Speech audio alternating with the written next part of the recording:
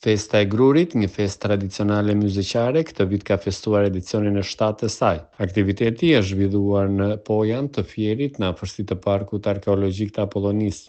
Kjo festë ka një domethënie të veçantë, ka puar drejtoresha e artit dhe kulturës pranë Bashkisë Fier Diana Mile, pasi nuk është një festë e sinës e të korave, por një urë mes të kaluaras dhe të tashmes, një urë brezash, një trashëgimi e mijëvjeçarit. Sot është zhvilluar për të 7 vit të radhës si Festa e Grurit, një festë tradicionale e cila vjen si një frymëzim i një tradite mijëvjeçare nga antikiteti dhe zhvilluar pas viti.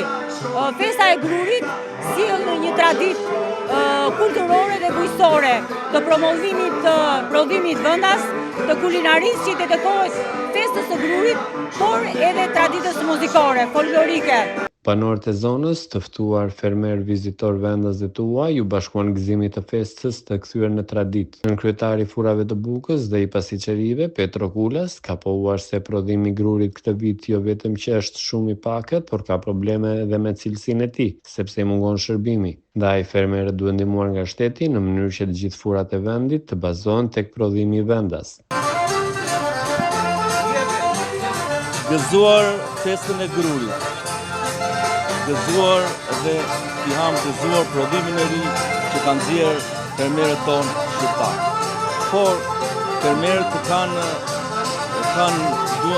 nevojë dhe për ndihmë nga shteti për parën, për vlerat kimike, që ata ta nxjerrin me kosto sa më të ulët të grurit, se kosto atyre del goxha e lartë dhe ata nuk kanë mundësi që ta nxjerrin vend të re. Unë personalisht jam nën kryetari i shoqatës furrave të bukës dhe pasqerisë dhe gjatë gjithë kohës ne diskutojmë problemin e grurit, se e kemi lënë të parë në për furrat tanë. Dhe kërkojmë grur sa më cilësor. Por në Shqipëri, me fjalë prodhimi i grurit është shumë i pakët, por ka dhe probleme me cilësinë, se i mungon shërbimi. Kështu që fermerët shqiptarë duan ndihmë nga shteti dhe Mizeqeja bën grup të mirë, cilësor. Ndërsa për kryebashkiakun Armando Subashi, kjo festë në edicionin e 7 të saj ka marrë për masa kombëtare.